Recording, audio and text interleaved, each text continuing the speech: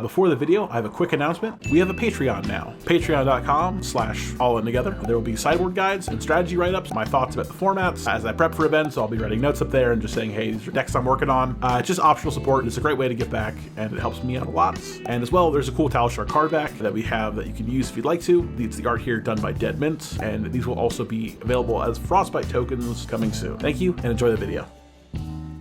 Hey everybody, this is Rob with All In Together. I'm going to go through and continue our week of Road to Road Nationals with Jarl. We will be playing fabtcg Jarl into -IO.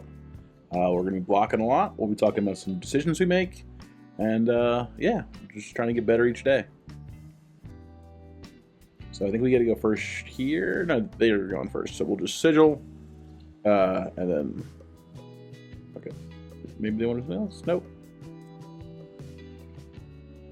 We're happy. All right.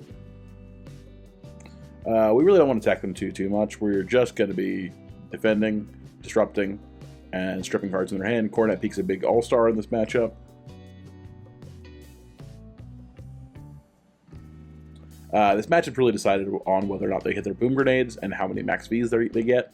So we're going to be really careful, but the nice thing we can start here is just by setting up CLF, popping Civic Peak, and then and Swing Hammer? That feels wrong. That's incorrect. But that's a crazy choice. I think I should just Civic Peak or Coronet Peak here and pass. But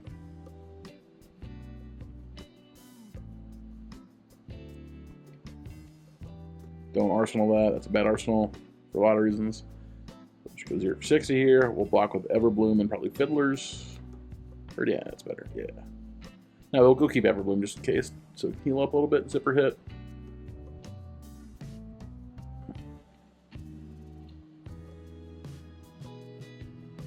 I think we'll say if you have the grenade, you got the grenade. Nope. And then on our turn, nope, we got one more. Can't play it. We love CLF. And then we'll just peek them. And just every turn, just keeping that hand small.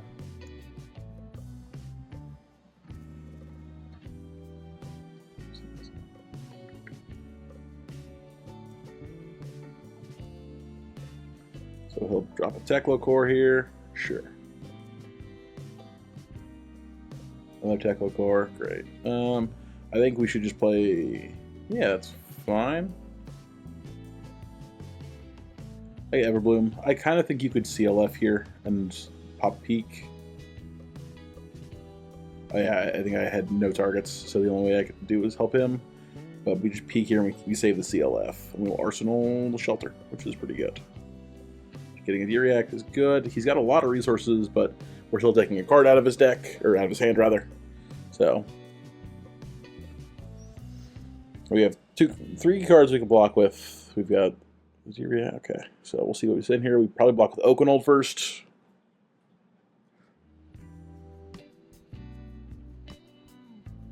Oh, we'll pay for scene. Okay. Try to dig through the deck and find either our disruption or more of our healing tools. I don't know if I... Okay, so he's Bracers here. So he's hitting this for... how much? I think it's 5, so we'll go Tunic, block with Shield and D-React. And then we can go Sigil, Arsenal, Oakenold, and Coronet Peak him. Depending what they do. Yep, so they set up. Oh, nope, he's going to crank. Okay. Oh, he's going to go double action point here. Oh, right, this is the max V. Makes sense. Sure. I think we just take it all, and then we Coronet Peak them.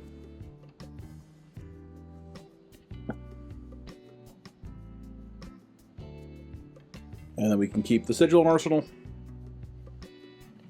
Just play it out whenever we feel like it.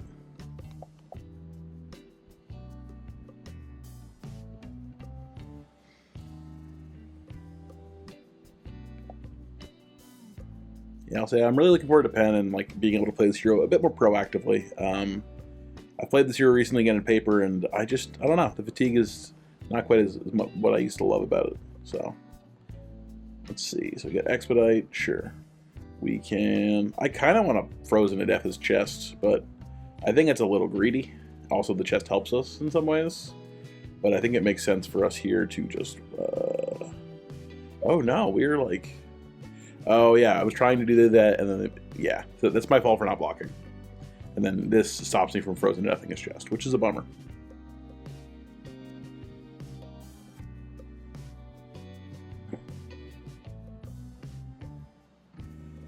He takes the Frozen to Death. I think I probably should block with shield here.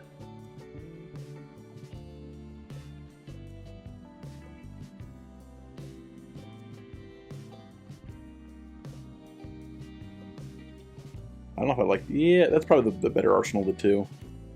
Just that way we can give them a Frostbite and then take a counter off the armor if we want to. I don't think we're ever going to cast Imposing Visage ever. But if we have no hand, we can at least still give them a Frostbite. Oh, I just don't arsenal. Okay, that's... I don't hate that. I think I give shield here, or gloves, yeah. And I want to block with it, so he's going to do this. I want to say no blocks. He's going to flip in a grenade, and then we're going to staunch it. And so we're blocking basically getting 8 value on the block here for 7, which is great. This is pretty good. His grenades, he really wants his grenades to hit. And so for us being able to do that, and then we can just block 1 on the shield here. And then we'll Coronet Peek him.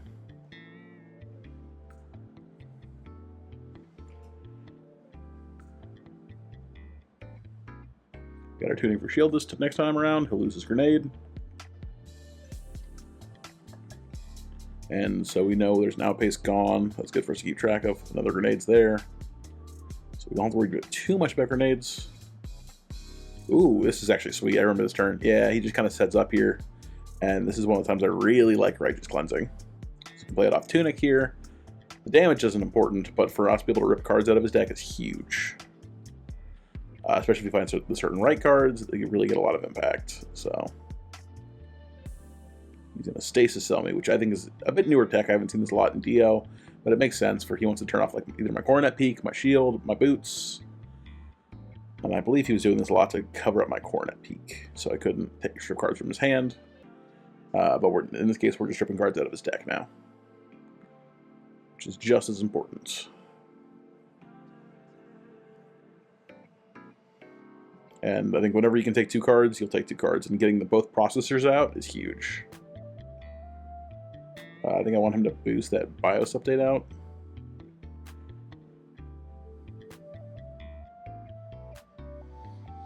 So that's basically less max Vs we have to deal with by him losing his protocol.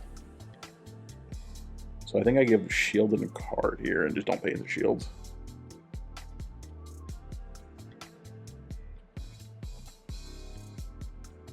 Spark. I believe I can't Coronet Peek still, because when he casts it on my turn, it goes to like the end of my next turn. That's how I think it works.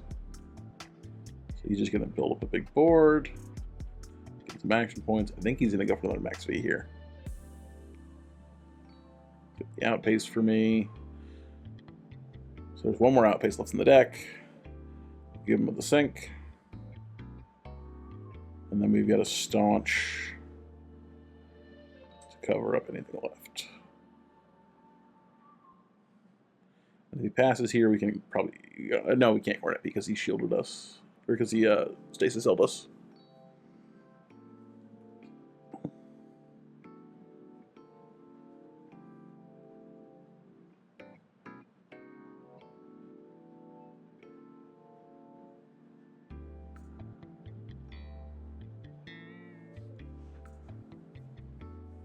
We've got 6 shots left in the Symbiosis shot, so it's important to us to maximize those, but sometimes it can be kind of awkward, especially with your big chain enders like your Max V. So he's going to go Zipper Hit here.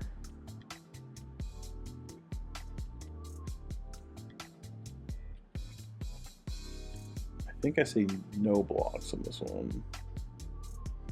If he has a grenade, we just flash in the staunch. Oh yeah, we do a little bit of Chad in here. I think a lot of people are afraid of enabling Chad and Talishar, but I've met some very nice people that way. I think this is fine to take this here, and if he has a grenade... Oh, right, he's got the grenade, so we staunch it, right. So yeah, we're good, we cover. What I could also consider they're doing is going Rampart gloves, and then... oh, I don't think yeah, there's no extra resource, so it doesn't quite work. That's why we didn't do it. And then I think he rips an item off the top here. Yeah, he goes Boom Grenade, cranks it, max Vs, which is huge. So he gets, I think, what is this? So what? 17 damage?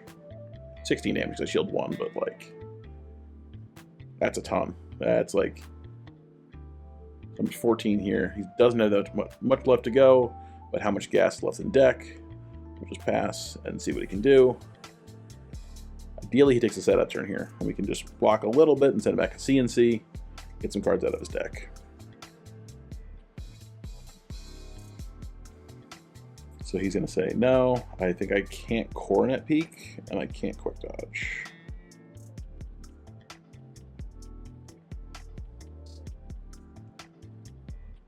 So we'll Zipper hit, sure.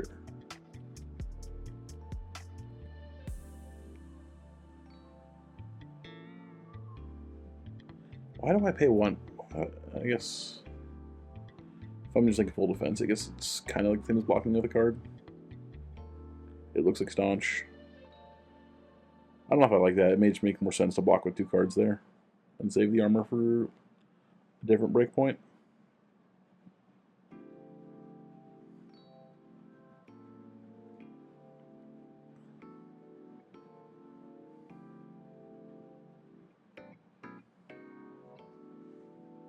Got 2 action points. He's going to draw. Expedite, sure. We'll cover with CNC.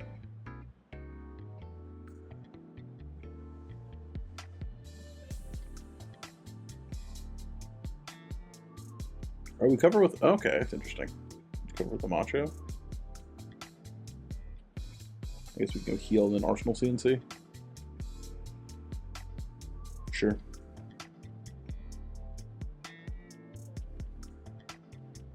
I'm curious what's better, if it's better to like, but I guess if we're locked out of peeking.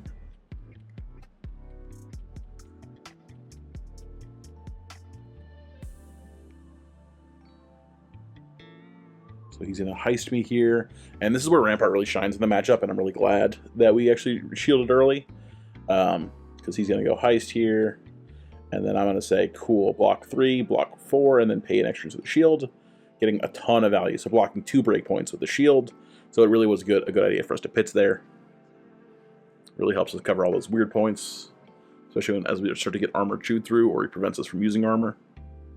So we basically stopped a whole grenade from hitting, and we stopped him from getting another item with heist. So really hope he kind of slows down a little bit here, so we get some room to fight back. He's going to go Fast and Furious. We block with Frozen to Death, or Everbloom, sure.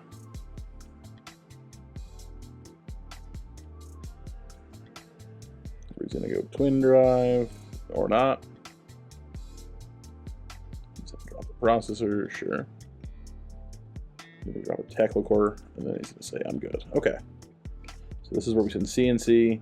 This looks like CNC Pummel too, which is sweet. This can really mess people up. So I think a lot of people here will just give the card up. I'm happy if he blocks. I'm happy if I get the Arsenal card. This is just a good spot to be in. Then we'll gain 3 life, go to 17, and then pocket the D-Reacts. And then I wish I showed more of his deck count. It'd be easier to understand where we are in this game. But I know he's kind of running out of gas. But he has set back up again, but we are he's only on a 4-card hand, effectively 5 with Tackle Core, and we have a bit of healing. Pulse is going to be huge here. So I think what we're going to do is we're going to go Rampart with Heart and then do a D-React. We want to try to find a really good time where we can pulse him. That's fine. We're just trying to dig for our reacts and better, higher value cards. Makes sense. So we have the 2 floating here if we want to. So go Spark.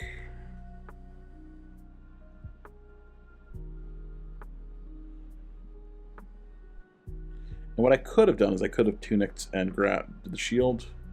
Using a stasis cell, sure. Coronet Peak. I think I just pass here. Because I just like the cards in my hand. Yeah. And if he passes again, we open ult him, which is sick. And it may make sense for us to try to, like... Because we can block 9, we can go D-React, shield, and open ult him, which is pretty reasonable.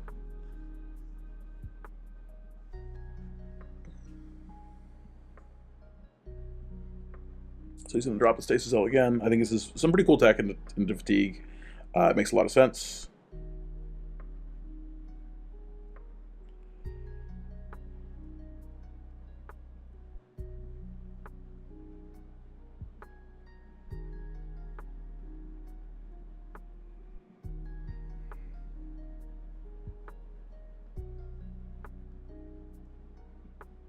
Sorry, it's a lot of awkward interactions here with how this works. I think he naturally wants to name Tunic, so in response I just go, alright, I'll activate Tunic. And then he's going to go, sure, Rampart. And I have to give him Tunic. Or I don't have to give him Tunic, but I guess I give Tunic Quick Dodge, which is cover it, sure. This ends up eating my Coronet Peak. So I can't block with a bunch of my equipment, or my shield mainly, which is a bummer. He's gonna go Pounder, he's gonna pass. Okay, cool. So he takes the setup, tries to get my gear, which is probably pretty good, but this is very disruptive here. And he's only got 9 cards left in the deck right now, so this is not enough damage to kill him, but this definitely makes him kind of reset. And this may be his last turn really to boost into us, so we have the right tools. We have another Oakenold. Can't really play this one. We can't. The unfortunate thing is we can't really play. So he picks the Oak. Okay, that makes sense. Each wants to pass, and I'm happy to pass here. Just gain some life. We kind of flip the life totals. He wants to go back to having a big hand, and that's sure. Well, I'm happy to go up. 3 life, basically, to pass back. We got Fiddlers, we got Sink Below. Really just can't use this Pulse at all. It's not drawing our blues, which is fine. Like, we still have good defensive tools, and it's a great arsenal, so we can just kind of block 13, gain 3 life. This is going to come in for God knows how much. He's going to say Null Time Zone 2 off the top.